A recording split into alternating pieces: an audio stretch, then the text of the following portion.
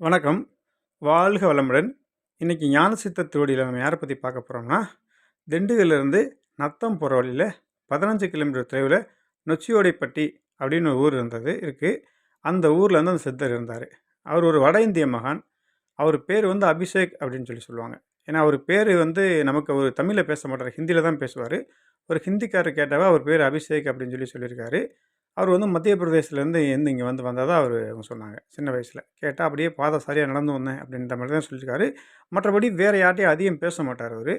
அந்த ஊர் மக்கள் வந்து அவர் வந்து நெருப்பு சாமின்னு சொல்லுவாங்க. அது என்ன எப்ப பார்த்தாலும் நெருப்ப எரிச்சுக்கிட்டே இருப்பாரு. அப்படி நடந்து போயிட்டே இருப்பாரு. அந்த பாதையில ஏதாவது குப்பை கிடந்தா, குப்பைன்னு இல்ல, அவர் கண்ணுக்கு எது தெரியுதோ, அத எடுத்துட்டு வந்து மொத்தமா போட்டு எரிச்சுக்கிட்டே இருப்பாரு. 2, 3 இடம் இருக்கு.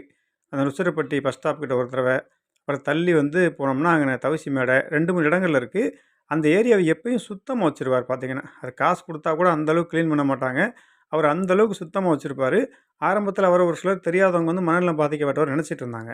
ஆனா, அவரு பார்த்தீங்கன்னா, பேண்ட், ஷர்ட் வந்து இன் பண்ணி தான் போட்டிருப்பாரு பார்த்தீங்கன்னாக்கும். சாதாரணமா இருப்பாரு. இன் பண்ணியிருப்பாரு அந்த அந்த அந்த ட்ரெஸ்ஸ. அந்த அழுக்கு ட்ரெஸ்ஸ கூட அவ்வளோ நீட்டா இருப்பாரு. அவர் வந்து காலேஜ் படிச்சுக்கிற அந்த டயத்தில அப்படியே துறவியா வந்ததா அவங்க சொன்னாங்க. அவரு பார்த்தீங்கன்னாக்கும், நெருப்ப எரிச்சுக்கிட்டே இருப்பாரு. அ மட்ட மதியானம் சூரியன வந்து நேருக்கு நேர் பார்த்துக்கிட்டே இருப்பாரு. நம்ம நிக்க கூட முடியாது அந்த வெயில்ல. அவர் சூரியன பார்த்துக்கிட்டே, பேசிக்கிட்டே, சிரிச்சுக்கிட்டே இருப்பாரு. அவர் அத வச்சு நெறைய பேர் புரிஞ்சுக்கிட்டாங்க. நம்ம சாதாரண நாட்கள்ல எப்படி சூரியன பார்க்க முடியும்? அவரு வந்து பார்த்து ஏதோ சக்தி இருக்கு அப்படின்னு அந்த மக்கள் நம்புனாங்க. அவங்களுக்கு சித்தர் அப்படிங்கிறது புரியல. ஆனா, அவங்க எல்லாம் ஏதோ சக்தி இருக்கு இவர்கிட்ட அப்படின்னு நெனைப்பாங்க. ஏன்னா, சில பேருக்கு உடம்பு சரியில்ல அப்படின்னா, அவர்ட்ட போய் நின்னுட்டு வந்தாலே சரியா போயிரும். அவங்க சொல்லுவாங்க, "உடம்பு சரியில்ல அவருக்கு டீ வாங்கி குடுங்க." அப்படி இப்படி சொல்லுவாங்க. அவர் சில டீ கடை முன்னாடி நின்னாருனாக்க, ஓடி வந்து டீ குடுப்பாங்க.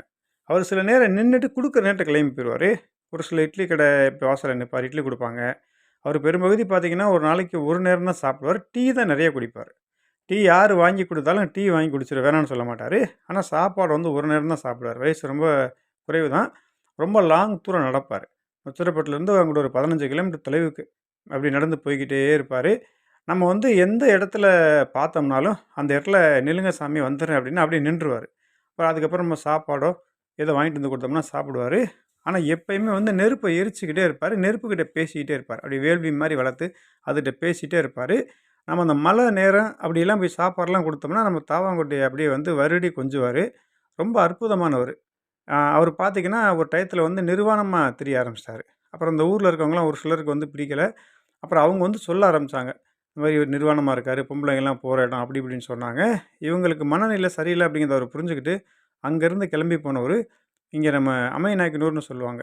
திண்டுக்கல்லேருந்து மதுரை ரோட்ல ஒரு 25 கிலோமீட்டரா இருக்கு. அங்க ஒரு போலீஸ் ஸ்டேஷன் இருக்கு. அந்த போலீஸ் ஸ்டேஷன் ஃபர்ஸ்ட் ஸ்டாப்ல வந்து ஏறக்குறைய ஒரு 1 வருடம் வரைக்கும் இருந்தாரு. அங்கிட்டு இதே மாரி தான். ஃபுல்லா அந்த நெருப்ப எரிச்சுக்கிட்டே இருந்தாரு. அந்த ஊர் மக்களும் அவர கொஞ்சம் புரிஞ்சுக்கிட்டாங்க. இவர்ட்ட ஏதோ சக்தி இருக்கு அப்படின்னு சொல்லுவாங்க. அவர் அங்கன மக்கள் டெய்லி வந்து அவருக்கு வாங்கி குடுக்க, அப்படியே இருந்தாங்களா, அவர் அங்கேருந்து கிளம்பி வாடிப்பட்டி வரைக்கும் அவர ஃபாலோ பண்ண முடிஞ்சது. அப்புறம் அதன் பிறகு எங்க போனாருன்னு தெரியல. ரொம்ப அற்புதமான ஞானி. நீங்க வந்து அவரையும் மனசுல நினைச்சு பிரார்த்தனை பண்ணீங்க. தூய்மையான ஞானிகள் இவங்க. இவர வந்து அங்க நெருப்பு சாமின்னு தான் அவர சொல்லுவாங்க சொல்லும்போது. ஏன்னா எப்பயுமே நெருப்ப எரிச்சுக்கிட்டே இருப்பாரு. இவர பார்த்து எல்லாம் பிரார்த்தனை பண்ணிக்கங்க. நல்லது. வாழ்க வளமுடன்.